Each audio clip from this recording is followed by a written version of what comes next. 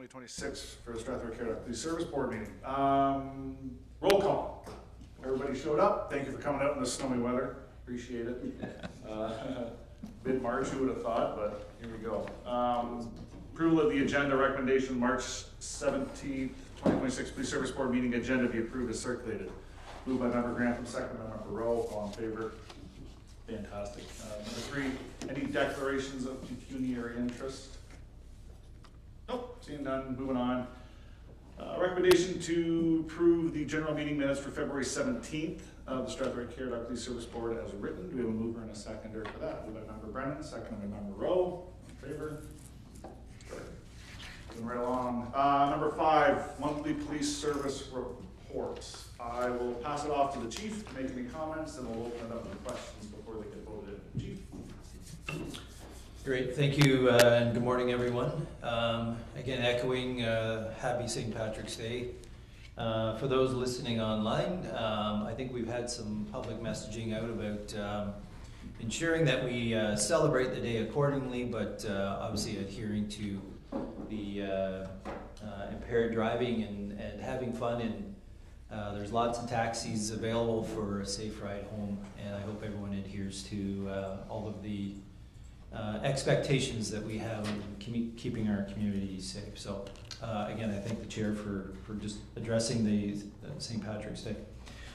Just some things on the monthly activity reports I want to sort of highlight just to the board, and certainly I'll take any questions from the board at the end here. So certainly looking at the activity reports on page 1, you'll see that we're starting to trend back up again with some of the occurrence total numbers. Driven in particularly from an increase certainly in zone 2, so the Caradoc area. We're up to 208 incidents for the month of February, which is obviously trending higher than the 3 previous years. You'll see also provincial statutes. There's a corresponding there, 138 written in February, which again is driving our total charges up to 211. For the month of February, again, trending a little bit higher from where we were the previous 3 years. When I look at the uniform crime reporting violations, which again is incident counts, you'll see in the traffic enforcements for the month of February, 146 traffic enforcement events. Again, an upward trend from where we have been certainly recently. When I look further down the page and I look at person crimes and property crimes, again, we're trending in the right direction for those as well. 13 person crimes year to date. Again, trending lower than where we've been previously in the last 3 years. And again, maybe even more substantially is in the property crimes. 28 events reported in the first 2 months. Again, substantially lower from some of the other areas. When I look into the community services, resource media officer, and mobile crisis response team, I know it's a heavy report. The one area that really caught my attention was the very first area, the MCERT, which is an area that Constable Bravender is responsible for. When you look at, they attended 9 live calls during the month of February, with 8 of them resulting in a diversion away from our ED department. Again, excellent numbers to report, because that's really the intent of that program, right? It's that instant response, de-escalation, trying to find the right service levels in the right spot for our community members. And then certainly on the back half of that report, you will see Constable Lockwood has been very active in regards to community messaging and certainly community engagement. So certainly on the messaging part, you'll see that she's had some radio time regarding Crime Stopper tips, highlighting the coldest night of the year, Coffee with a Cop, which is an event where she meets community members informally at one of the local coffee shops. And there was a check presentation in regards to a follow-up to a previous community event where I might say that our police-led hockey team was fairly successful in beating albeit smaller version of the Strathroy-Caradoc. It's I still count it as a win. And then certainly she's been very engaged in getting back into the local schools, following up with both elementary and high school students, creating some foot patrol occurrences both at SDCI, better known as Strathroy District Collegiate, in Holy Cross, creating, again, as I say, foot patrol occurrences, proactively getting into the schools, as well as meeting some of our younger community members at the YMCA daycare, and returning again, like I say, back to the elementary schools, speaking to the grade 5 and grade 8 levels regarding bullying, which unfortunately most times occurs online now. And then the last area, and I know it's in the budget update, looking through the year-to-date report, I know it shows a fairly substantial deficit. I know it's early in the year, and we've actually been invoiced for the Axon Axon operations piece, which was a fairly substantial budget increase that moved.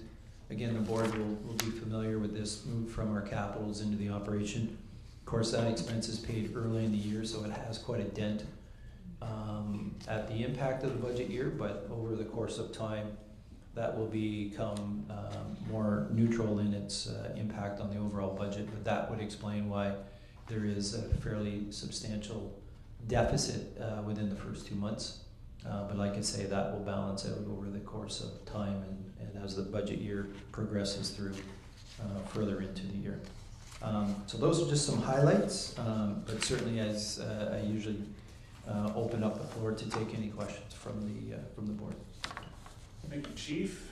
Do you have any questions or comments from board members? Member Hans, Thank you, please. I wanted to further up on that Axon, the operations cost of the $304,000. I noticed it was under building expense versus there was a budget item under police IT of $320. Is it just allocated maybe wrong, or is that an additional cost? Great question from Member Hahn through the chair. So that's been an issue that was identified both by ourselves and the finance department. It was put into the wrong GL account line, and it has been corrected, and it is now applied to the correct budget line. Okay, thank you. I had two further questions.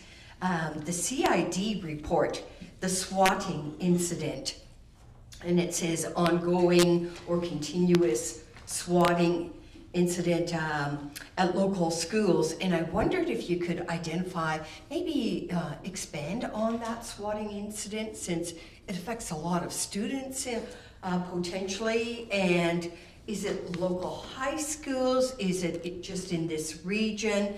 How serious is it? So another great question through the chair to Member Hahn. So I'm going to touch on 2 or 3 different aspects. It's impacting schools across the province.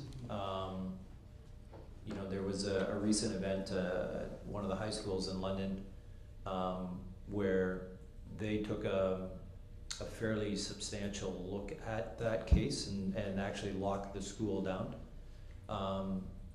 That's a process that we had taken fairly early in our experiences with these calls.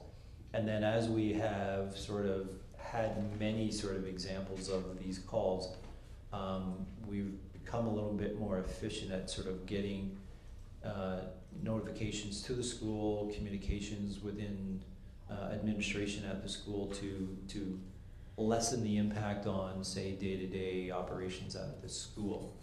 A lot of these occurrences are occurring through the internet and the ability to, as a caller, sort of hide yourself from the ability of being detected.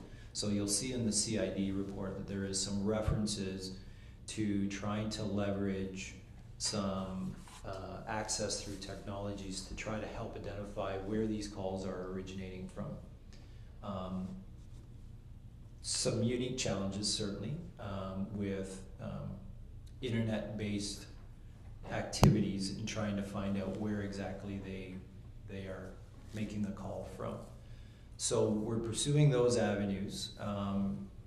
I think the timing is unique in that at the federal level here, there is some pending legislation that the government is looking to introduce regarding lawful access, which is some requests that have certainly come from the policing community, not only at the provincial level but at the national level, about amending the legislation to make it more effective for police organizations to make requests to carriers to identify if they are providing a service to, say, a potential suspect, as well as allowing a policing jurisdiction in Canada to make an actual direct request to a international carrier regarding access to information. So there's a lot that I'm sort of sharing as far as the complexity of these cases. Do we believe that it is a local caller making these calls? We don't. We think they're actually coming from outside of the area, perhaps even outside the country. We find that they are more nuisance than, say, legitimate in regarding an actual threat. It's the idea of a perceived threat. And as I mentioned, our team has been very dedicated in ensuring that they have active and open lines of communication to those school officials so that we lessen the anxiety and the concerns that are happening at the schools. Certain tasks and things that we have done is obviously an immediate response, ensuring that we have resources dedicated to searching and surveying the school to ensure that there isn't anything that is being reported, to again alleviate and lessen the challenges. I will say this, and I think I've said this at other meetings, is that our local high school offers some very unique programming to community members that have some unique challenges. And these types of incidents can be very disruptive to the school community, not only administration, staff, and students, but there is a certain segment of a student population that is even greater, has a greater impact on their day-to-day activities. And so we find that to be a real challenge, and we're working with the schools to again try to lessen that overall impact on that school community that really is unfortunately really impacted by these events. Just the disruption to their routines. So primarily high schools versus elementary schools. That's correct. One of our more recent events, I think it was a fairly broad, like every school, like including elementary schools, but again, they seem to have just expanded sort of the alerting to schools. And again, our evidence has shown that has never really been a perceived threat to any of the schools. And my last question, Police Chief, is on the monthly report, the IPV report. And I noted the increase on the line female on male, 10 for the first 2 months, January, February, 10 year to date. And I thought that was quite a high figure. And I thought it would be interesting to see if this was starting to be a trend. Any comments?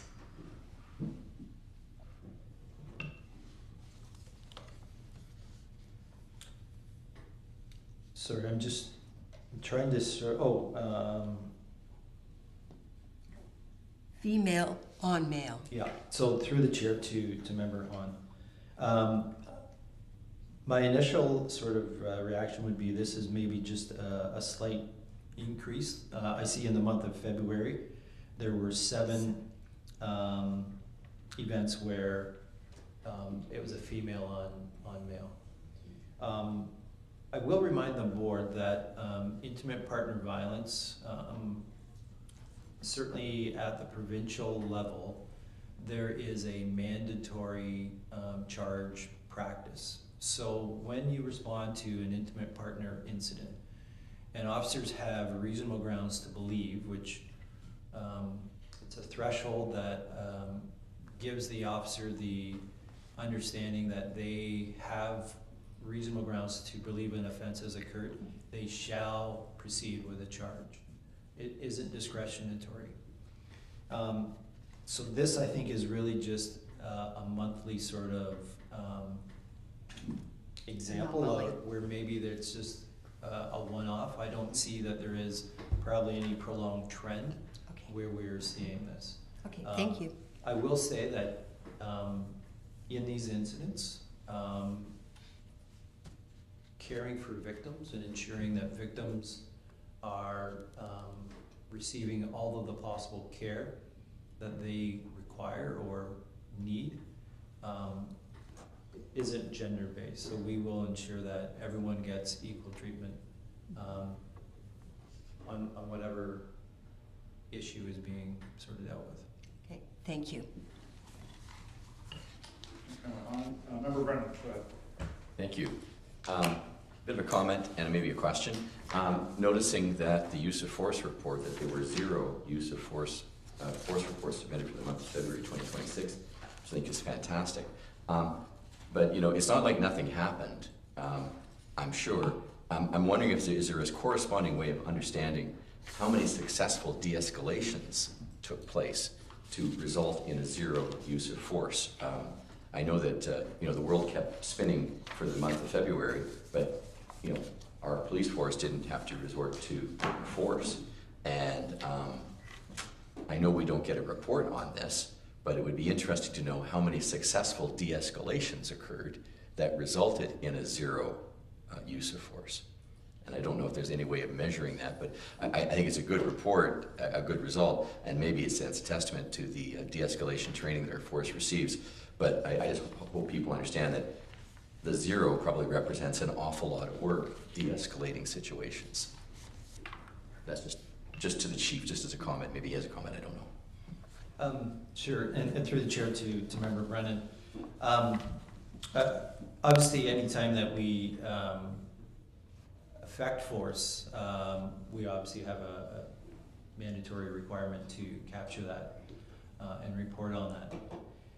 Probably the data that best reflects, I think, your comment and or your question about how effective is de-escalation would be perhaps on a monthly basis if we were to capture how many arrests we made, which generally is the area where there may be an application of force, would probably be a true count of when there was either a active or just by mere presence, a de-escalation or a normal course of just compliance in regards to an arrest. So I know at the year-end report that we generally sort of report on the yearly arrest numbers and then the corresponding use of force reports, which again at an annual basis gives you that sort of breakdown, but we don't capture it, and I guess we could look to capture it monthly if that is something that the board is seeking to see.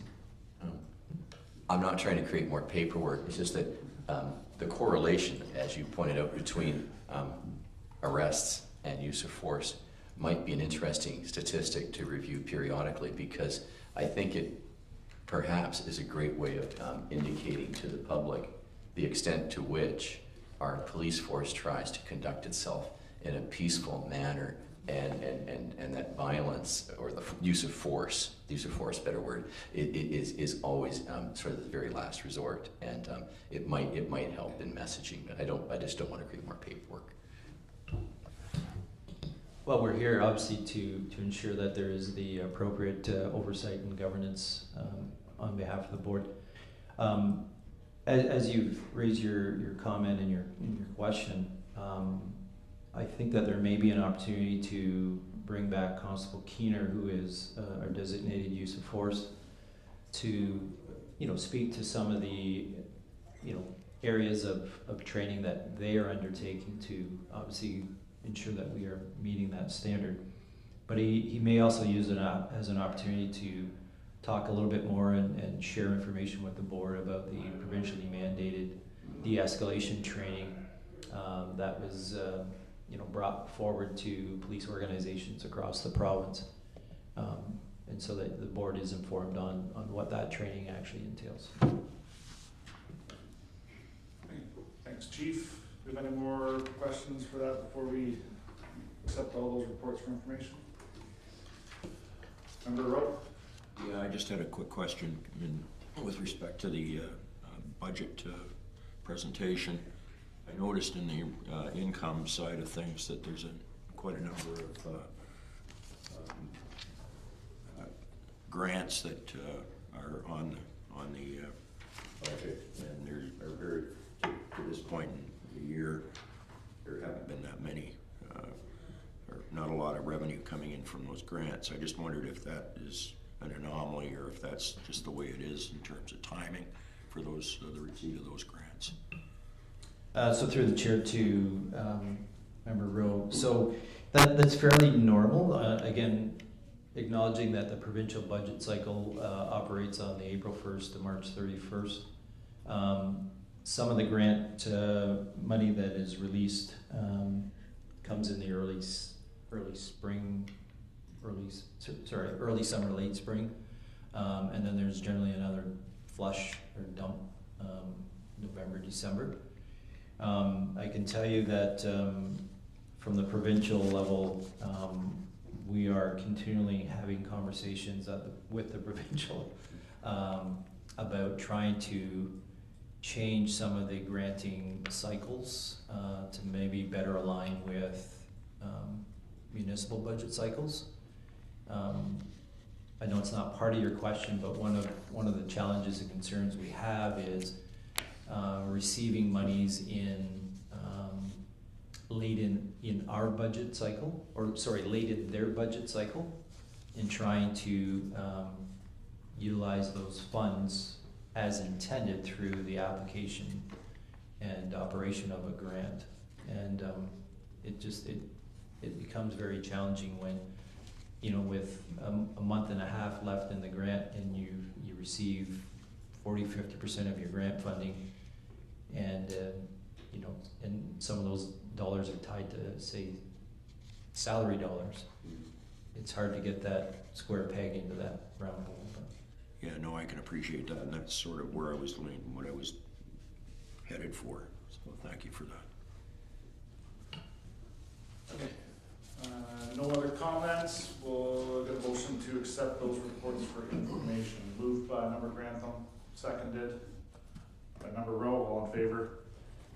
Perfect. Okay. Moving on, number 6. We'll hit these all individually. 2025 Annual Public Complaints Report.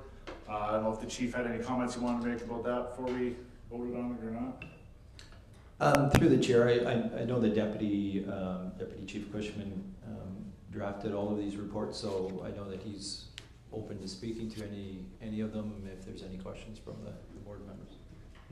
Okay. Do we have any questions about the public complaints report before we vote for information? Yeah, I'll go with Member Hahn first. I have no questions. I just was very appreciative of one of the last comments in the report about how body-worn cameras really assist in these complaints and bring solutions quickly. Super, thank you. Member Graham. Let me get here. Thank you. Just a question to the Deputy Chief. Assuming, I think I know what the answer is, but assuming any of these had gone to a formal investigation, would that come back to the board, or is that an internal matter? So one I'm referenced to is the one that's at the IOP, the Inspector of Policing. So if there is a report, does that come back to the board? Yeah, so all of the reports that go through LECA will be posted on their website. There's really nothing of substance to bring to the board at this point. The IOP, it's been ongoing for about 10 months. I reached out about a month ago and was told that it's sitting on a desk for approval. But once that one does come back, we will definitely share it with the board. Thank you. It was more out of curiosity if it comes back. Thank you. Okay, no other comments for that report. Just motion to accept the public complaint support for information. We'll move by member Hahn, second by member Brennan. All in favor? Perfect. 2025 annual CIICC report. Any comments or questions about that? I saw there was 0 across the board, so not really much to report on. We have a mover and a seconder to accept that report then for information. Moved by member Rowe, second by member Brennan. All in favor? Perfect. And then the 2026 March staffing update. Did we have any? Sorry, Oh. that one was to approve to be added to the. Oh, sorry, yeah, I have to go back to that. The CIICC report, the approval to approve the report for addition to the Strathroy-Caradoc Police Service website is the motion. So moved by member Hahn, seconded by member Brennan. All in favor? Perfect, thank you for that. 2026 March staffing update. Any questions, comments about that? Member Grantham? Yeah. Thank you. Maybe I've seen this before. The new cadet, is that a local person? I'm always curious if we're hiring local. So he is from London. You may recognize the surname as his sister, his twin sister is a communicator with us. Super, thank you. Mover and a seconder then to see that report from actually moved by member Grantham, second by member Hahn. All in favor? Perfect. Moving right along. Number 7, police board policies. Just a small little project to get these all done. I put it out before if anyone had any questions or concerns with the policies. I didn't hear from anybody, so I'm assuming that everybody's had a chance to review the policies and is okay with them. So the recommendation then on the floor is the board receive all board policies for information and that the board approves all these policies as written. Do we have a mover and a seconder for that? Moved by member Rose, seconded by member Grantham. All in favor? Fantastic. Just a comment if I may, Chair. Sure. I just want to thank member Rowe. Peter did a lot of work on this and moved the ball forward, so I think it's appropriate to Absolutely. thank member Rowe for all the work. Second, thank you very much, member Rowe, for your hard work. It's not the most glamorous job, but necessary, and you seem like the right person for it, so thank you very much. Oh, sorry, member Hahn, go ahead. I have no questions on the policies. I wanted to just ask the police chief. There were a number of new policies or additions to the policies, and there was many statements that the police chief will ensure that the written procedures are in place and that training has been provided and etc. on so many of these policies. And I wanted to ask the police chief, are there any procedures in progress that might not be completed yet, or is this still a work in progress with many of these new procedures? Through the chair to member Hahn, I will defer to the deputy chief, who is the Policy guru. yeah. So all of our policies have been completely updated over the last 2 years. As new things or changes come out, I stay on top of them because it's easier to do it as they come out. Dave Preston still helps us with ours, so if something new comes out from the ministry, he will actually do it up and send it to me, and sometimes if I'm on the ball, I'll do it up and send it to him and he'll review it and then send it back. So from my understanding, the training, the written procedures, the compliance is pretty well in order. And that's good to hear because I was reading some of them, and the one that I found really personally interesting was the underwater search and recovery. And I was thinking of Sydenham River running through in the flooding and did not realize it's the OPP that has the overall mandate to to ensure that, any undercover recovery or underwater recoveries happening and that you provide support. So, but it did say, ensure procedures and written statements are in place. So many interesting things. And again, compliments to Peter Rowe for his good oversight of that, because I felt I didn't need to really look at them very much further. Thank you.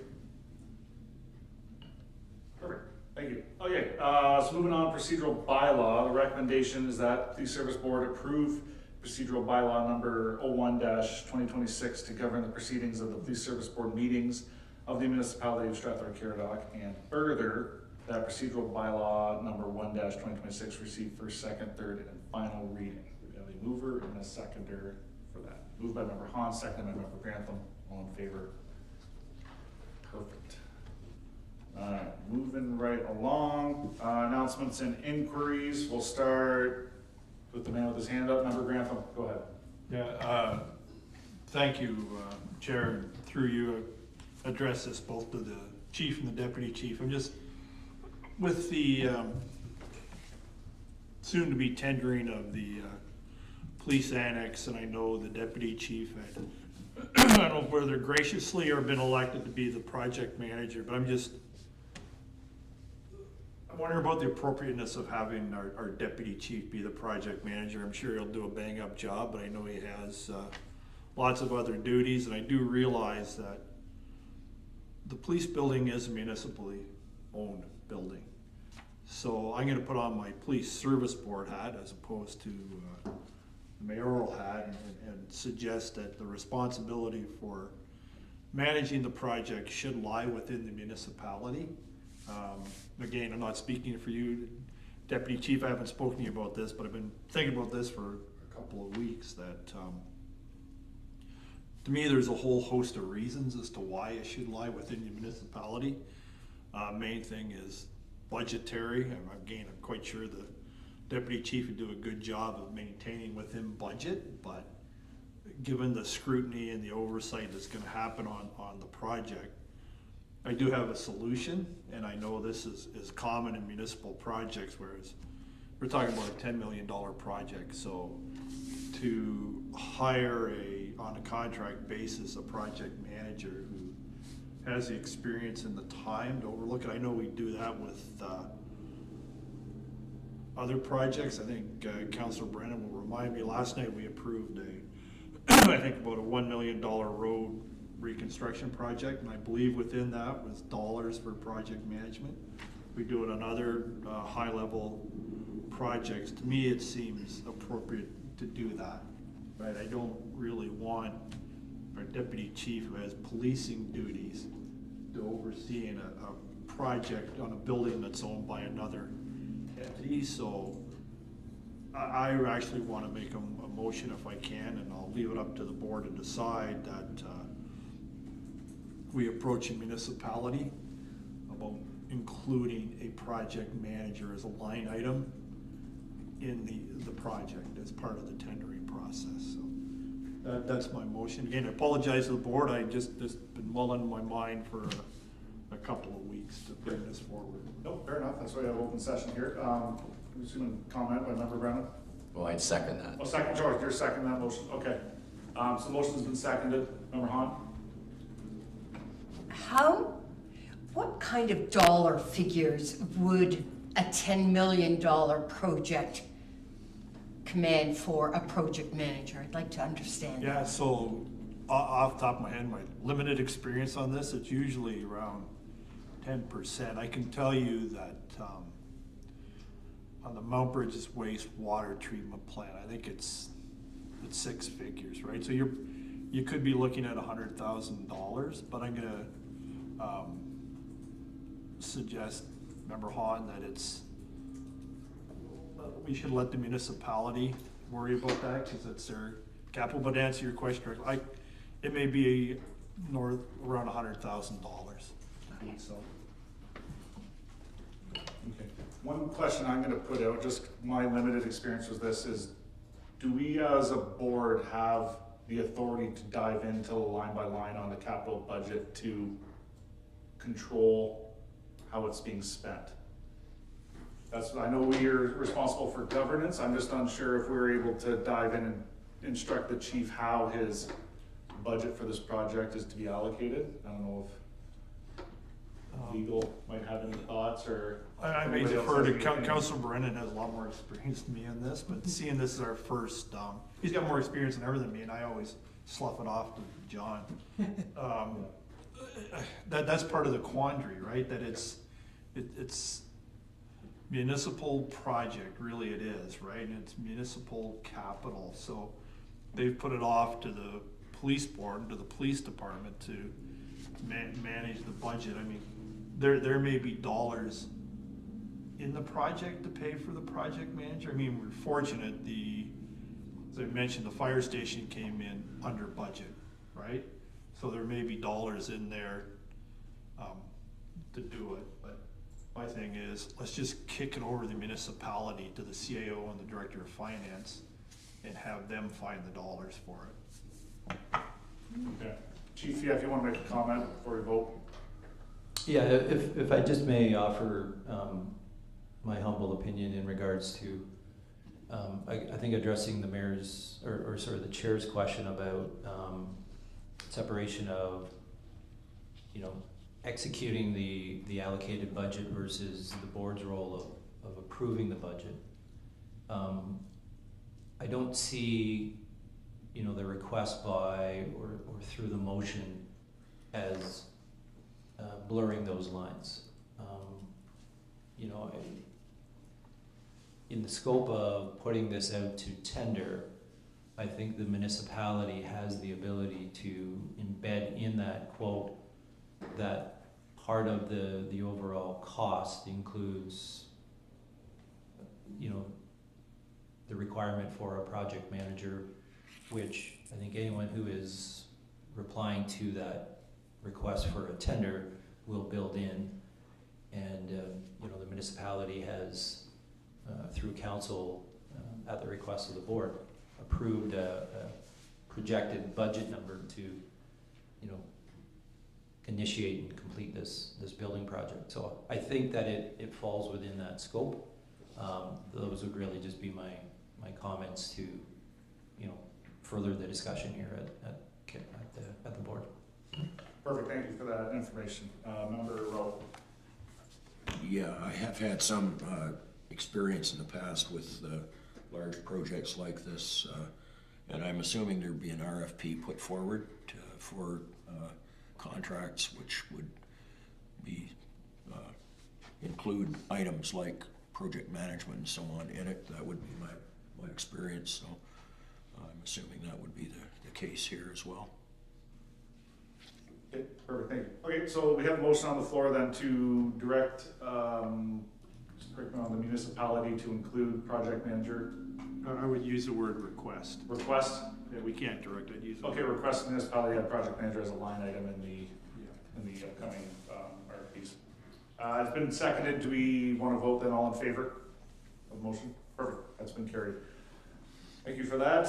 Moving on with the inquiries and comments. Member Hahn? Anything for you? None. None for you? Okay. Member Brennan? Nothing. Member Rowe? Okay, nothing for myself. Next, we move in camera. Board may move into closed session to discuss the following: one item in accordance with municipalities procedure bylaw to approve in-camera meeting minutes from the January 20th meeting. Then one item pursuant to sections 44.2B and 44.2D of the CSPA regarding personal matters about an identifiable individual, and including member of the police service or any other employees of the board, etc. Do we have a mover and a seconder to go into camera? Moved by member Grantham, second by member Hahn. All in favor?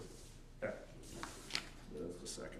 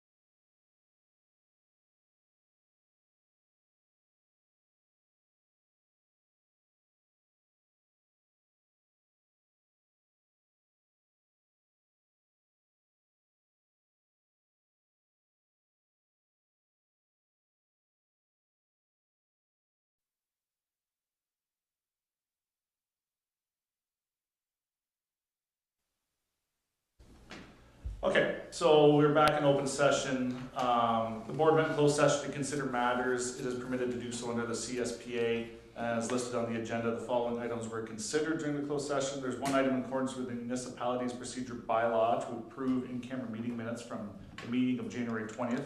These meeting minutes were approved, as well as one item pursuant to section 44(2)B, personal matters about an identifiable individual, including members of the police service, and then or any other employees of the board in section 44(2)D, labor relations or employee negotiations.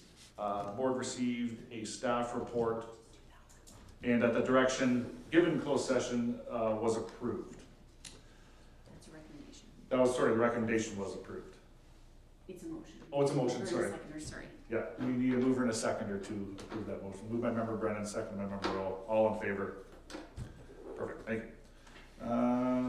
That is it for the meeting. Next up is adjournment of the open session. Do we have oh, sorry, chief? Yeah, sorry, just a couple really quick announcements if I may. Yeah. April 2nd, we are hosting our first ever polar plunge. It's up in the Gemini parking lot. Starts around 1 o'clock. The first plunge happens just after 2. I'm trying to talk my friend from the director of HR to join me, but no such luck at this point. It's going to be a really excellent community event. Again, we tried to sort of tether it to the high school, to again from a youth engagement perspective. There's a bin that they bring around to all these events that's sort of customized for that. There's a stage, there's going to be some music, there's going to be just a lot of great vibes going on. So if you're free or available, certainly come up. And Are the high school students there? we've tried to create it so that they have some opportunity to come and be part of that. I'm sure my grandsons would love to see their grandpa. Take a dive, yes. And then my second announcement, and I was just sharing this with the mayor before the start of this meeting. On Thursday, there's a march past at the Ontario Police College.